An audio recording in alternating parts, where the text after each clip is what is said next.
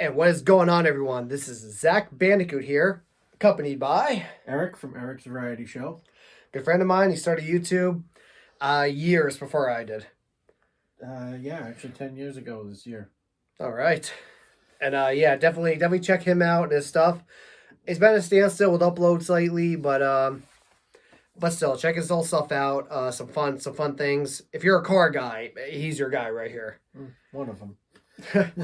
So anyway, we just got back from seeing, as you see in the title, Spider-Man No Way Home. And it was amazing. I don't know. Amazing great. Seems like an understatement. Understatement, dude. It was so good, dude. The movie has not touched me in this way in a long time.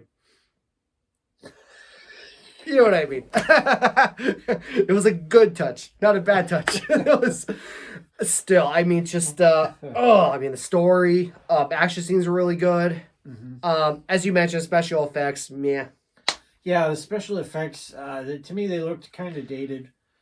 They're not going to age well, I don't think. But probably it seems like not as much effort as other maybe Marvel movies, or maybe it's just noticing as we saw on RPX, better quality. Who knows? Right. Honestly, that's just something we're getting out of the way because we're mostly gonna praise this thing. Mm-hmm. And my goodness, so right away, I'm just gonna tell you now. If you're not a Spider-Man fan, if you're not a superhero fan, if you're not really into the whole like Marvel universe, Marvel movies, all that, then you might like this. But if you're a superhero fan, you're a Marvel fan, you love the movies, and if you're a Spider-Man fan, I think, what do you think? Next to no chance you will not love this. Oh yeah, definitely. And as you can see from the trailers, I was been saying, no surprise here, it is a absolute just love letter just to the original Tobey Maguire Spider-Man movies when Spider-Man first hit that big screen back in 2000. Well, it was a while ago. My goodness, I want to say 2002, 2003. It could be. I'll look it up. Yes, he just looked it up back in 2002. Hard to believe. It's 20 years ago now. You're making me feel ancient right now. Well, we are getting old. Oh, that's very true. So, as he looks it up on IMDb, yeah, I remember back in 2002, I saw it. I think I was about in the 5th grade at that point. I'd say so. I remember seeing that in theaters. I remember just being in awe. I mean, the movie itself, there's some problems with it that don't quite hold up, arguably, but whatever. It's nostalgia. It was cool to see Spider-Man first time on the big screen. It was fun seeing him fight like Macho Man Randy Savage at the time, rest his soul. And it was great. And I thought, so yes, and seeing actors like William Dafoe as Green Goblin was incredible because his performance, he was all scary. He was scarier, I mean, without that suit, seriously. And also in Spider-Man 2, we can forget the performance of Alfred Molina. Molina? I might be Molina, actually. If I pronounce it wrong, I forget. An amazing villain. And then there was, of course, Spider-Man 3, which I like to try to wipe from existence from my mind. It was not too good. That's where you got Sandman, and then Venom showed up, and then Hobgoblin, then this Rush backstory. Then there's Amazing Spider-Man 2 with Andrew Garfield, Spider-Man. Lizard in the first one, which is okay. And then Amazing Spider-Man 2 was absolutely awful. That's probably my least favorite of all the Spider-Mans. But, yeah. So the reason why I'm mentioning all those is because, again, it's a love letter to all those. Everything, all those have to do with this. Like, you saw in the trailer, the multiverse. You saw in the trailer, Doc Ock going, "Hello, Peter." And then him going, "You're not Peter Parker." So that all has to do with this. So you got pretty much all the villains from the past films showing up in this. And also, not to really give spoilers, but maybe other beloved Spider-Man characters. If you know your memes, you know that. So you kind of know what I'm talking about. Other Spider-Man characters. And you know it. You know the leaks. You know everything. So I don't care. We don't mind giving a little minor spoilers here and there. Yeah, but anyway. So we're going to break this down. We're going to talk about... I guess we'll talk about maybe like the story. We'll talk about... I guess like fan service stuff. Talk about some performances and all that. I mean, you're going to be taking the lead on most of that because I'm not really much of a movie critic. Sorry, I don't have COVID. I have allergies, and our esteemed producer over here who's sleeping on the job, beloved Scotty, sleeping over there. I'm allergic to him, so yeah. But anyway, yeah. So I'm not much of a movie or TV show watcher. I never really have been, and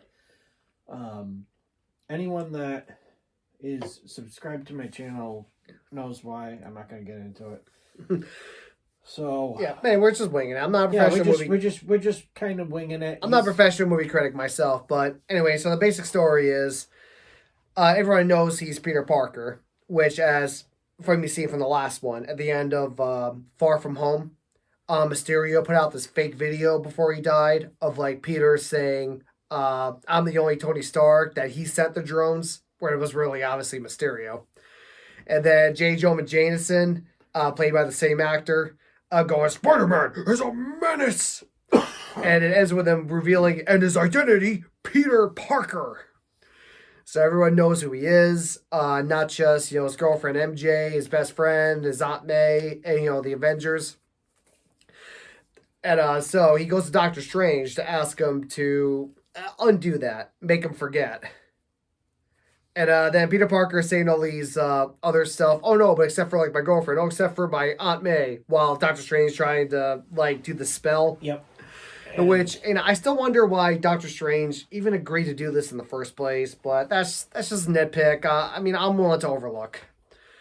And that causes the whole mess. And apparently, again, another minor spoiler, that's what drags everyone in that knows Spider-Man's identity as Peter Parker from other universes.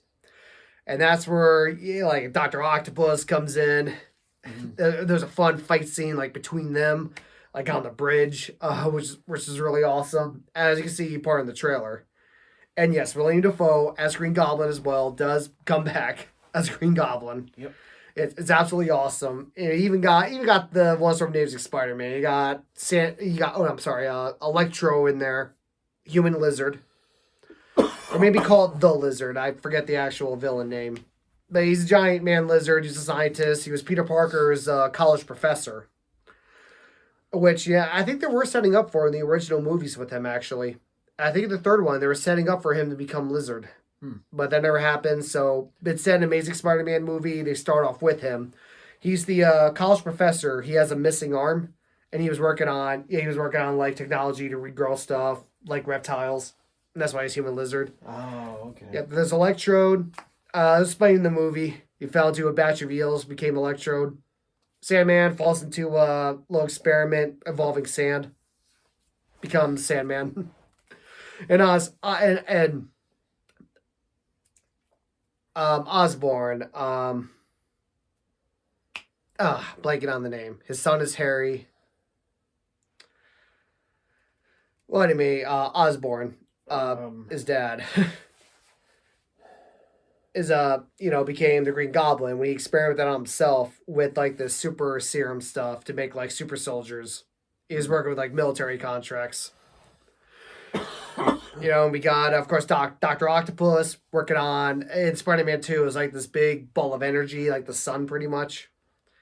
And he had like these 4 arms attach himself to his spine. And they like have a mind of their own, but he had this chip to control them. Yeah. But that gets fried, so now the arms are pretty much talking to him, making him do stuff. All right, so I just thought I'd give a quick background on those characters. I'm sure most of you know. And for those worried about too many villains in this, it works. It does. It works. It comes together. It's not like Spider-Man 3 where it was all sporadic and rush backstory and everything, because you don't get that. Because the thing is, they're from other universes. They show up. It's expected that, maybe not for every movie viewer, but I'd imagine about, I'm going to say 90% of people going to see this have seen the Tobey Maguire Spider-Man, certainly. And I'd say probably the Andrew Garfield Amazing Spider-Man as well. So you already know the backstory. You already know how all these villains came to be. And which plays into why this fit in together so well. Yeah, I thought it was kind of odd as the movie was playing that they didn't touch on any of the backstories, because I know I've seen some of these movies, but I don't remember what I've seen. I don't remember what I haven't seen. Yeah, but again, the thing is, though, majority of people seeing this have seen all those movies. Right. And it would have been a waste of time having it just get in too much of the backstory. Exactly. And you have some dialogue explaining a lot of these guys. You know, like Electrode, how they said he fell into a batch of eels. Yep, when working on an experiment to figure out how to produce electricity from organic matter or something like that. Yes. It's pretty good thing to remember, yeah. So, like... yeah, just the little snippets of the backstories are really all you need. It's just some dialogue, really. Yeah. A little bit of dialogue, you're all good. And like you said, for those who haven't seen those movies. Yeah. You know, same thing with Sandman, he explains that. And it's just about almost all of them were just explained with some dialogue. And which is good enough, like you said, for people who haven't seen all the movies. Mm-hmm. You know, it comes together very well. I remember for the trailers, which is really isn't a spoiler. You know, Doctor Strange mentioned, well, we gotta send them back. They all die in their whatever. They all die in the universes they're from, or the realities. And of course, and the Tom Holland Spider-Man, you know, he wants to try to help them, cure all of them. And unpredictable, as you can tell, that all goes to crap. And and I can say there are some sad moments. Let's just say there's one key character. It doesn't make it. I'm not gonna give anything away, but this thing will definitely make you feel some emotions there. Oh yeah. Yeah. But anyway, this was great. This was such a love letter. The directors just knew, like, they just knew this was a love letter to those original Spider-Mans, those original movies, or first time at the big screen. And it's so great how, like what you said, they tied in those other movies as actual other realities that fit into the new Marvel movies. Yeah. Which that was I think a very clever and outside of the box concept. I don't know if it's been done before in any movies, because like I said, I'm not much of a movie watcher, but I can't think of movies per se, like where they had different versions of movies, but DC seems like they're going to follow suit, actually. They're going to copy Marvel, because they are coming out with a Flashpoint movie, which that's a comic book series where Flash, like, goes back in time or sees other realities and timelines and possibilities. And Michael Keaton is signed on, so we're going to see Michael Keaton Batman again. So there's a concept. It has been done, but I just can't think of any other movies that have done this, or at least done this so brilliantly.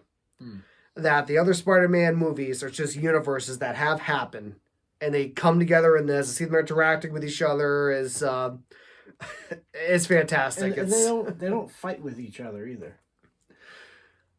Like, well, the villains, but you mean like? Oh yeah, no. The other part we're not spoiling. Yeah. Yeah, you'll see. You'll see.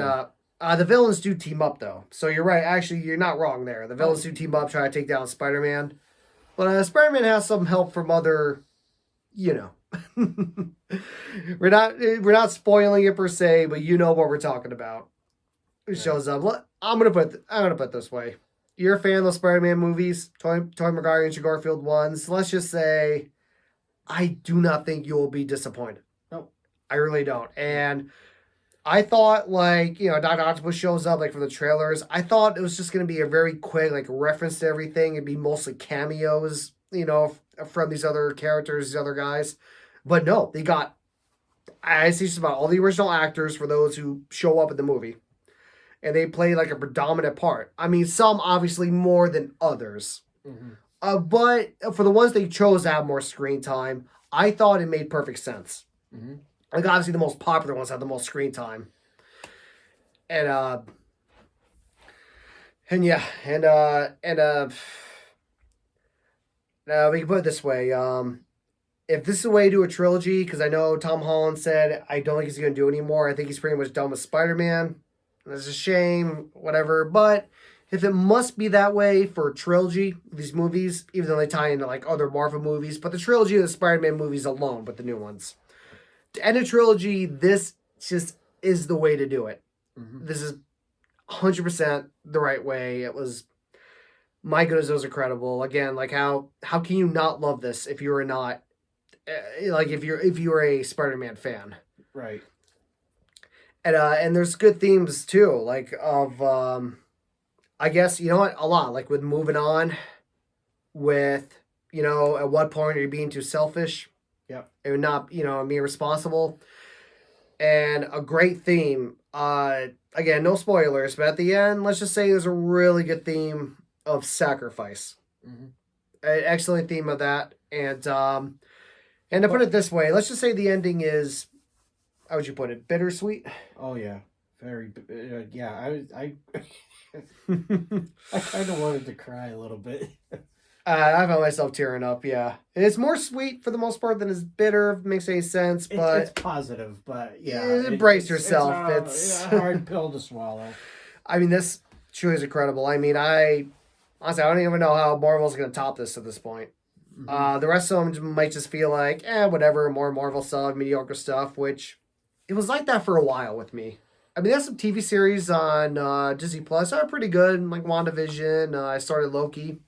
I hear Falcon and Winter Soldier is pretty good. There's like a new Hawkeye series. But anyway, like Marvel movies seem like we're on the decline. Like I heard like Eternals, I didn't see that. I might check it out, but I heard that wasn't very good. But it was just, it's just being back going to the theater since the Thing, mm-hmm. the Bug. That it was definitely the best thing I've seen since like going back. And yeah, I heard it was good.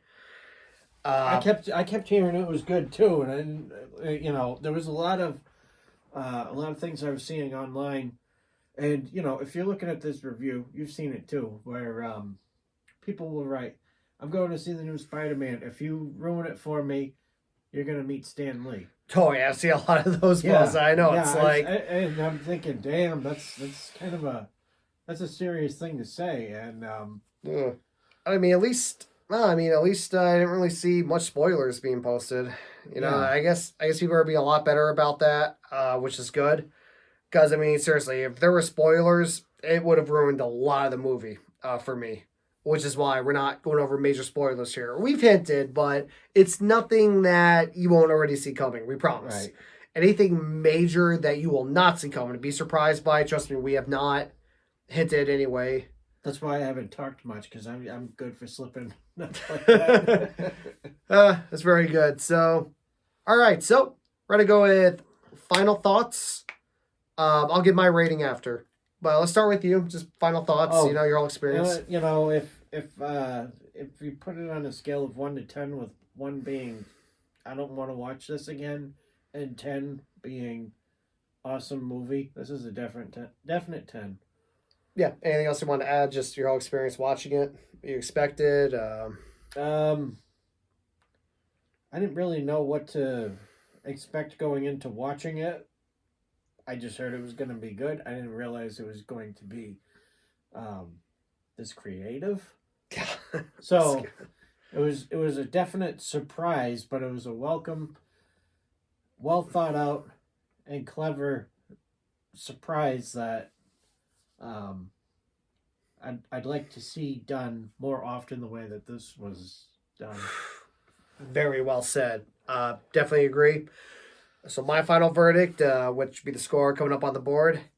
Again, like you said, so refreshing to see something so clever. They put these other movies to come into play, that there are other realities that they've happened that tie into this one. Yep. And this will please whichever fans like whatever movies, Tobey Maguire ones, Andrew Garfield ones, the Tom Holland ones.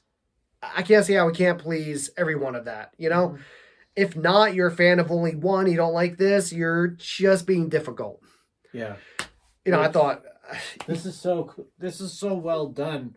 I don't think you can really be difficult about it. yeah, I love to meet that person who's difficult about that. But again, she's not a fan of superhero movies, period. Okay, then maybe you won't like this. I don't know. But yeah, the way they tied that together, story is very touching. It made me feel sad, happy, so excited, jittery at times. Yeah, like those you go through. Well, I can't remember any point where I felt anger, but for the most part, you go through the full spectrum of emotions. Oh, you do. Almost a full spectrum of emotions there, yes. And I'm so pleased. The way they had a trilogy, like, there's that meme with the Simpsons with the father's having a son in the back of his head, where the son's face is the recent Star Wars movies, the Star Wars sequels, and then the Spider-Man where the father's face having in the back of the head. Now that's how you do a trilogy. Which is so true. And yeah, so for my score, I thought it was excellent. Now, you know, a few complaints, a few plot holes, stuff that didn't really make sense. But see, if you're not a serious movie watcher like me, then you're not going to notice those. True, yeah. And unless maybe you watch all of the other movies before you go and see this one. Yeah, true. And like you said, like special effects weren't really up to par compared to other movies. Seemed like didn't try as much. Yeah, they seemed kind of dated, and like maybe they didn't try as hard. Which, I mean, with the kind of budget that they had to have had for this movie, you know, I mean, it wasn't horrible, but it's just, I mean, characters like Lizard and Sandman looked like they were straight out of a video game. But okay, aside from that, but still, like I said, the way everything came together, I thought it was incredible. It's just for what they know, what the fans want, for what they did. For me, it just cancels out any problems that would normally have a movie lose points. This gets drum roll, 10 out of 10. So yes, I highly recommend this. Probably the best thing out right now. Again, if you're a Marvel fan, if you're a Spider-Man fan, if you like the superhero movies, if you're into the Marvel movies, go see this. I don't care. Get the theaters. If you feel safe, of course, with the whole thing going on. But other than that, yeah, definitely watch this. If you don't want to go out in public, okay. Just wait for it to come out on streaming. Yes, but definitely check this out at some point. Highly recommend this. Is so good. So anyway, so I also have a review of Matrix Resurrection coming out. I meant to get it out earlier, just with, you know, Christmas time, seeing family, didn't get the chance. But anyway, I got that coming out. But, well, this has been my review of Spider-Man No Way Home. Incredible. Check it out. Well, the next time, everyone, I'll be streaming. I'm not sure what yet, but definitely look for this Friday. Keep following me on Twitter at ZacBandicoot. I'll let you know what. But anyway, this is ZacBandicoot. The next time, whoa! And this is Eric of Eric's Variety Show signing off. Thank you for watching. Hey, we're going. Thank you so much for watching.